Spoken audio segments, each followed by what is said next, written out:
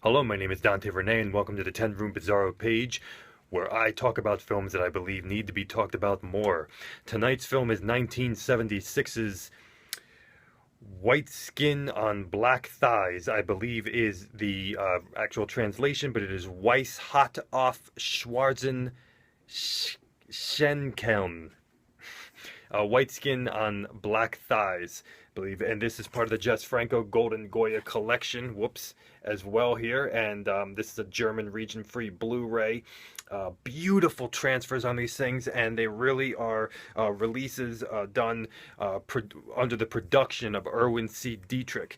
But this film, while I believe there was some confusion out there, this film is in fact written and directed by Jess Franco, and he was the director of photography as well. We have music by Walter Baumgartner, who is somebody who has done music for a good section of these films in 1976.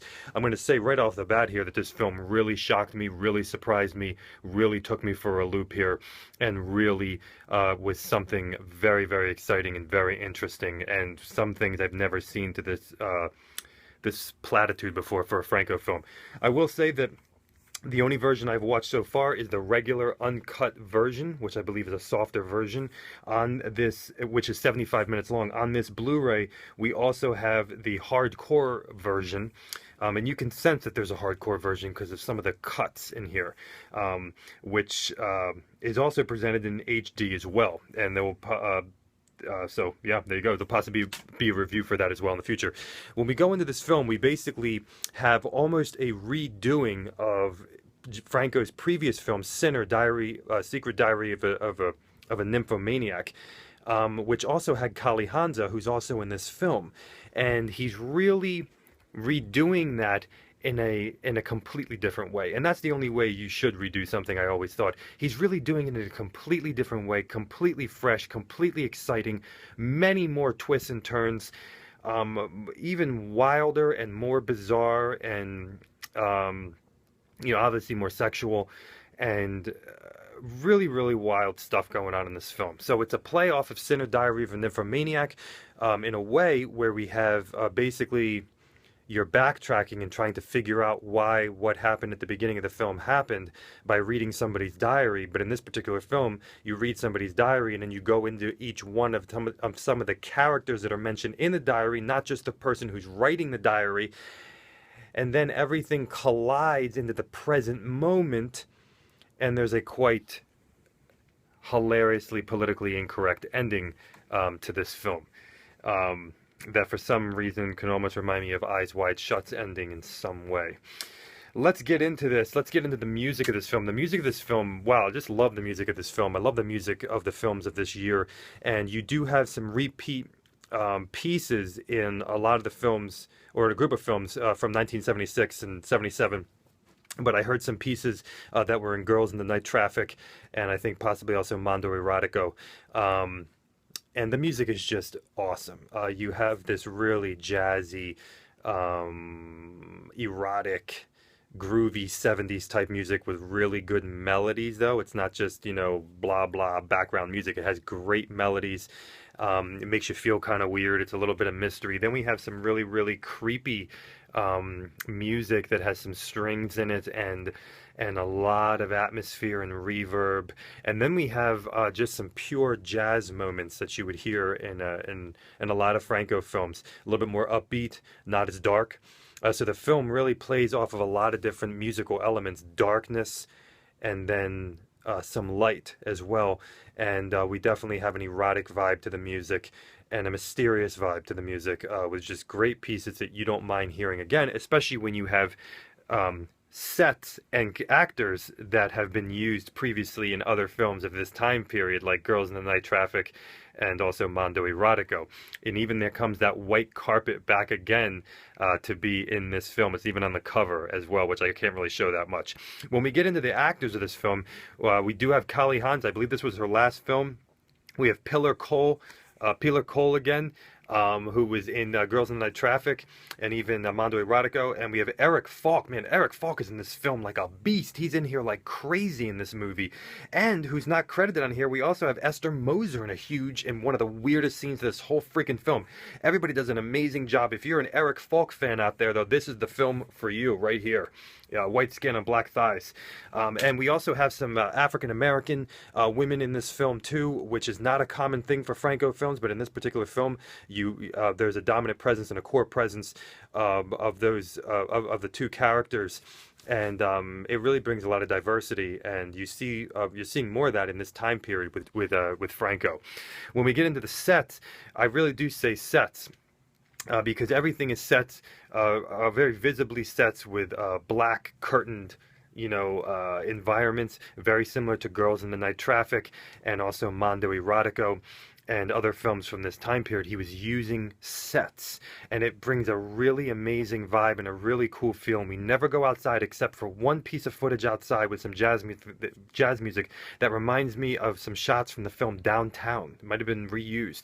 And we are reusing sets, and we're reusing actors from Girls in the Night Traffic and Mondo Erotico, and you're seeing those sets again. You're even seeing some parakeets that you saw in the film I believe Slaves, but they don't talk this time around, they just make some noises.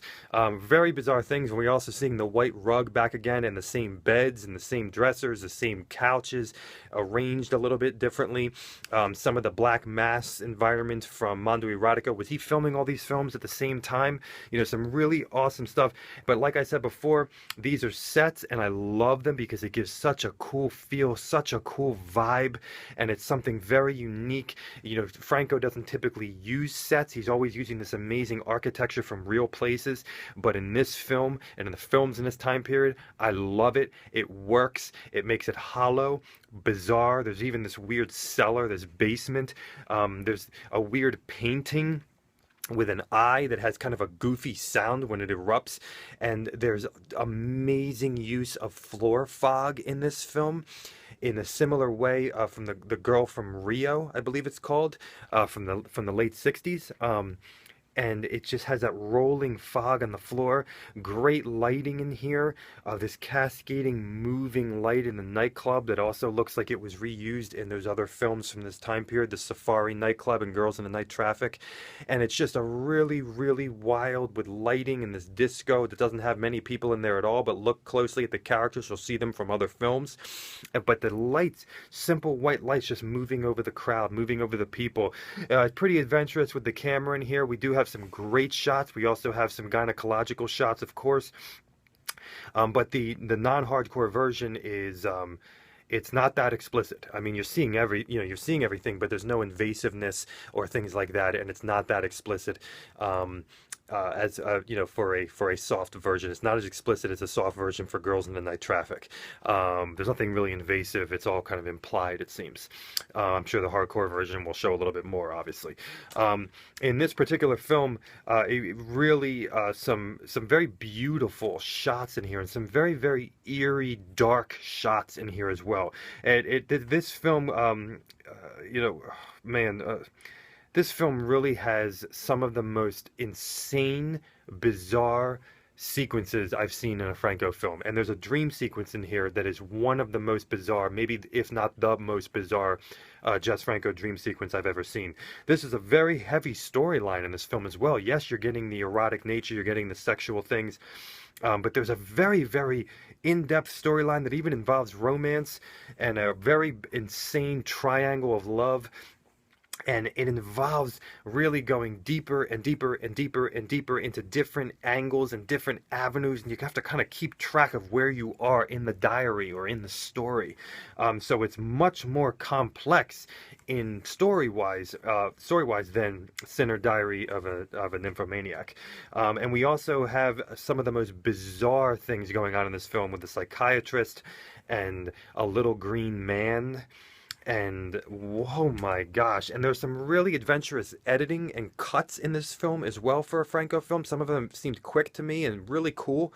and I really loved the angles from on the ground and on the sides and up above, and he was really being adventurous in this film and also subtle at the same time. But it seems like from this time period around these films in 1976 that this was probably the wildest with his camera that I thought.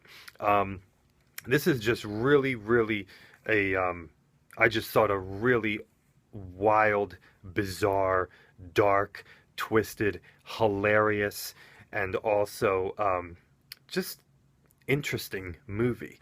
We also have some like old-fashioned German war music, it sounds like, in this film too. I forgot to mention that. And we're using some very bizarre focus fades in this film that represent, I guess, what's going on inside of people's minds. We have hypnosis in this film. We have, you know, explicit sex show dancing and the show and oh my gosh, there's red lighting and green lighting and like hellish lighting, and we have a gimp in here, and we have more penises than I've ever seen in a Franco film. We have a gimp. Did I say gimp? We have a ball gag in here. We have oh man, people being tortured, men being tortured, women being tortured, whips, and then authentic love, and oh my gosh, and forgiveness and greed and crime and incest and pedophilia and all these different things are in here, and revenge and gender issues between men and women. My gosh, white skin on black thighs, 1976. Definitely get this. You can get it on diabolicdvd.com. It's hard to get. It's a German import, but it's a region-free Blu-ray with special features. Some of them are not in English, but you know, you'll figure that out later. Thank you so much for watching the 10 Room Bizarro YouTube page. Check out all my other Jess Franco reviews and many, many more to come, and also reviews for other films that I believe need to be talked about. Thank you so much. Please feel free to check out my own personal films as well at youtube.com/poopy-diarrhea. Thank you so much. And I gotta say one more thing here that I almost forgot.